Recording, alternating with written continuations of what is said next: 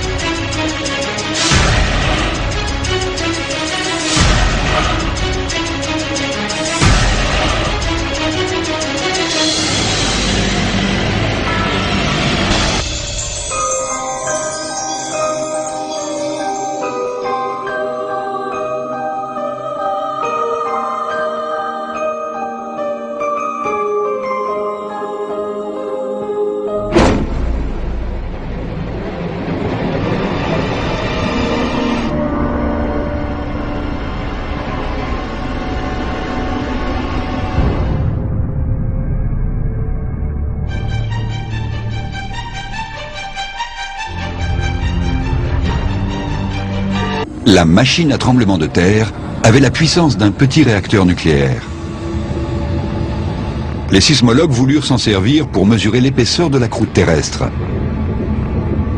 Le principe de cette expérience était le suivant.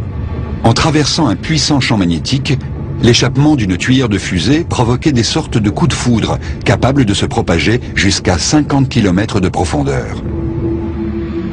Ce qui se produisit alors les étonna beaucoup. La Terre répliqua par des micro-séismes.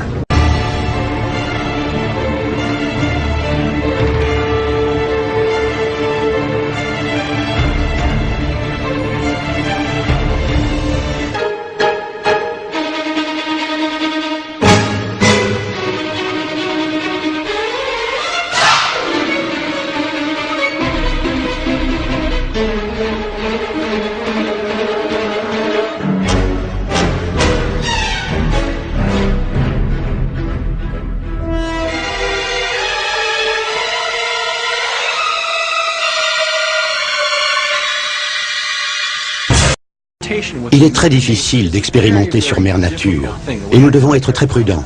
On pourrait en fait déclencher un séisme plus important que celui que nous tenterions d'éviter. Des militaires américains ont acheté la machine à tremblement de terre à l'issue de la guerre froide. Où est-elle aujourd'hui? Nul ne le sait.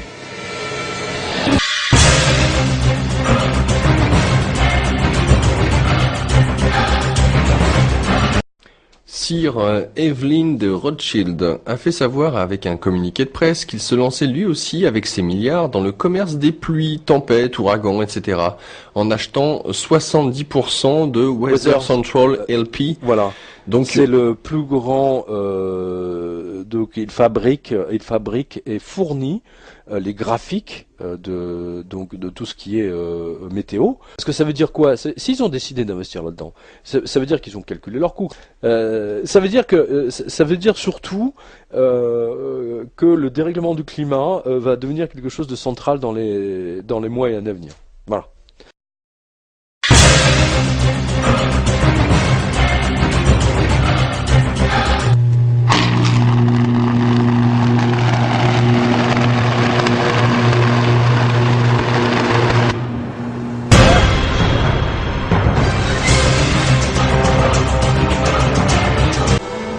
En 1967, en pleine guerre du Vietnam, les Américains se livrent à une expérience étonnante.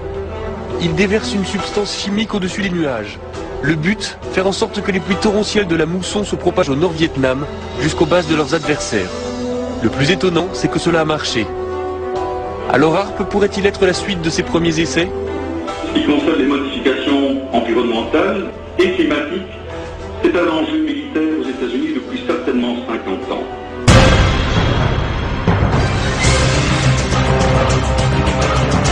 Le concepteur du projet HAARP a d'abord conçu un bouclier défensif qui agit en grillant les systèmes de guidage électronique des bombes ennemies. HAARP a été conçu pour de multiples usages. Au départ, ce n'était pas une arme. Au départ, ce n'était pas une arme. Au départ, ce n'était pas une arme. Si vous lisez les brevets, vous verrez que je pensais d'abord à une utilisation défensive. Eastland soutient qu'en chauffant des portions de la haute atmosphère, HAARP peut affecter la température globale de la Terre, une idée pour laquelle Tesla a été ridiculisée voilà presque 100 ans. Tesla reste toujours avant tout un inventeur et un visionnaire de génie. Il ne cherche pas à tirer profit de ses inventions. Ses percées remarquables dans le domaine de l'électricité à haute fréquence, incluant le radar, la radio, le néon et les tubes fluorescents, seront souvent attribuées à d'autres. Par exemple, le système pour prendre des clichés photographiques au moyen du rayon X inventé par Tesla précède les travaux de Wilhelm Röntgen. L'imagination fertile de Tesla lui fait entrevoir la possibilité d'Internet et de la télévision des décennies avant tout le monde. Malgré ces sauts dans le futur qui se sont avérés vrais, la tendance de Tesla à l'exagération et sa façon de présenter ses idées à la presse le desserviront et lui vaudront beaucoup de critiques. We must be able to transmit scenes from other places over long distances. Pictures, the news, energy, and why not matter too? Now we must liberate thought. We must set it free of limitations that space and time impose on it, and yet keep its principal characteristics. Now and in future centuries.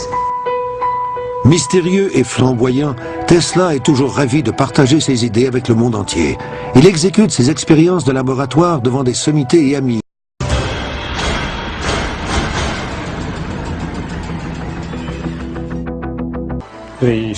Les Soviétiques ont mené des expériences en vue de créer une aurore artificielle. Je ne sais trop pourquoi, mais je pense que c'était pour prouver qu'il était possible de projeter de l'énergie à très basse fréquence au loin, à l'horizon, et provoquer certains phénomènes.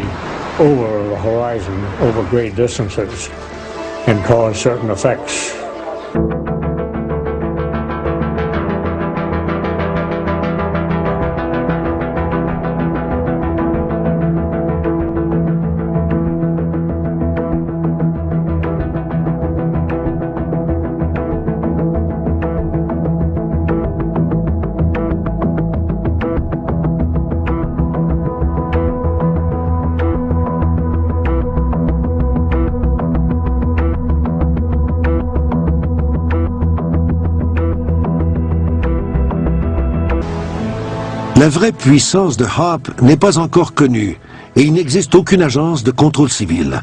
La possibilité que le projet HAARP soit capable de créer d'immenses perturbations à l'échelle planétaire, incluant la modification des conditions climatiques, un réchauffement global de la planète et même le ralentissement de l'orbite de la Terre, nous aide à comprendre pourquoi Tesla a détruit les plans de son invention. Après la mise sur la touche de Tom Spencer, les investigations de la commission d'enquête cessent. Cela n'empêche pas de nombreux chercheurs de continuer à se poser des questions sur les expériences menées par l'armée américaine en Alaska. C'est le cas du physicien Jean-Jacques Berthelier. Son laboratoire est en contact direct avec Demeter, un satellite doté de nombreux instruments de mesure qui passe régulièrement au-dessus de la base américaine. Lorsqu'on passe au-dessus de HAARP, on voit quelque chose qui n'a pas l'air, pour un profane, n'est pas très étonnant, mais on voit ici un signal à 1 méga, à peu près un petit peu plus de 1 méga, qui est une émission dont on sait que c'est émis par HAARP. Donc vous voyez bien que dans le milieu naturel, il n'y a pas ce genre d'émission. Et ce qu'on voit surtout qui est intriguant, c'est le fait qu'on a une baisse d'un facteur 2 ou 3 de la densité et une augmentation assez sensible de la température. Ce qui montre que HAARP arrive à modifier quand même assez profondément l'ionosphère.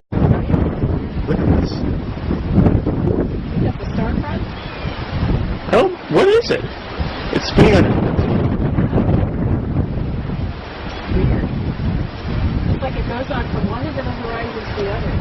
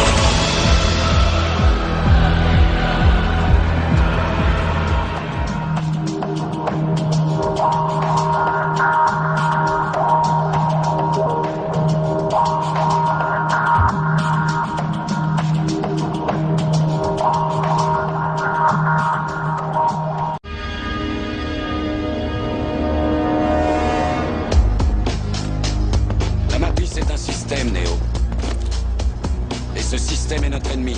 Quand on est à l'intérieur, qu'est-ce qu'on voit partout? Des hommes d'affaires, des enseignants, des avocats, des charpentiers. C'est avec leur esprit qu'on communique pour essayer de les sauver. Mais en attendant, tous ces gens font quand même partie de ce système. Ce qui fait d'eux nos ennemis. Ce qu'il faut que tu comprennes, c'est que pour la plupart, ils ne sont pas prêts à se laisser débrancher. Bon nombre d'entre eux sont tellement inconscients et désespérément dépendants du système qu'ils vont jusqu'à se battre pour le protéger. Est-ce que tu m'écoutes, Néo? Ou est-ce que tu regardes cette femme en robe rouge? Je te regarde encore.